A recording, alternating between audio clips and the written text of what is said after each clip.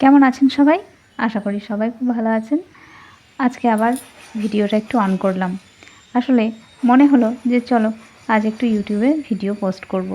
সেভাবে পোস্ট করা হয় না, তবে ইচ্ছে আছে রোজ পোস্ট করার, কিন্তু জানেন তো সময়ের অভাবে হয়ে ওঠে না। তো আজ কিন্তু মনটা বেশ ভারাক্রান্ত। কাল থেকে মায়ের সাথে একটুও কথা হয়নি। আমার মায়ের সাথে কথা না হলে সত্যিই মনটা ভালো লাগে না। আসলে হয়েছে কি, বৌদির মার শরীরটা খুব খারাপ, তাই মা ওদিকে একটু ব্যস্ত আছে। আর ফোন করেছিলাম দুবার, ফোন ধরতে পারেনি। বৌদিকেও করেছিলাম, ও কাজে ব্যস্ত আছে, হয়তো ধরতে পারেনি, পরে কথা হবে হয়তো। তো যাই হোক, এই দেখুন সকালবেলা চলে এসেছি ছাদে। আসলে রোদ্দুরের অপেক্ষায় আছি। বেশ কিছু জামা কাপড় কাচা হয়ে গেছে, তো সেগুলোকে একটু শুকাতে দেবো তাই। আর এই দেখুন এখানটা একটা গাছ লাগানো হয়েছিল এই ছাদের টবটাতে, তো গাছটা নষ্ট হয়ে গেছে, শুকিয়েও গেছিলো ডালটা। তো সেটাকে আমি তুলে দিলাম, ঘাস হয়েছে অনেকটা, ওটা পরিষ্কার করে ওর মধ্যে নতুন একটা গাছ লাগাবো ভাবছি।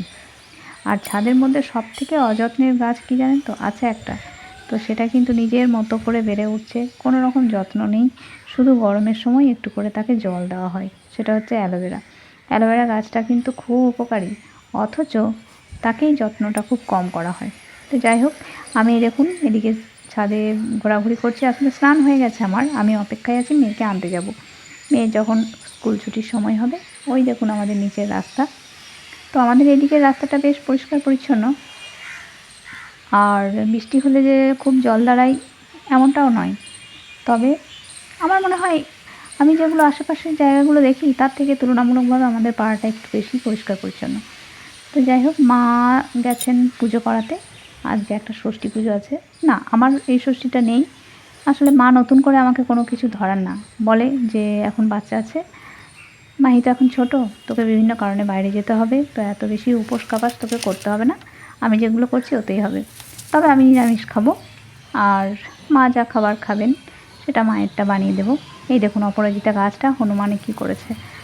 হনুমানের সত্যি খুব নষ্ট করে দিচ্ছে গাছগুলো। আর এখানে সবথেকে প্রয়োজনীয় হচ্ছে দূর্বা।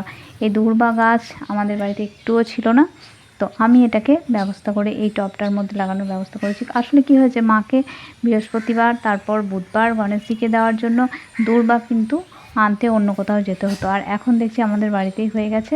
আর এবছর দেখছি তুলসী মন্দিরের এখানটা আবার দূর্বা হয়েছে। জানি না তুলসী মন্দিরে এখানে দূর্বা রাখাটা ঠিক কি ভুল, জানা থাকলে অবশ্যই কমেন্ট বক্সে জানাবেন।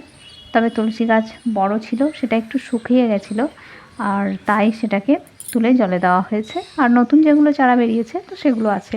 তো যাই হোক, আজকের ভিডিওটা এইটুকুই। ভালো থাকবেন, সুস্থ থাকবেন।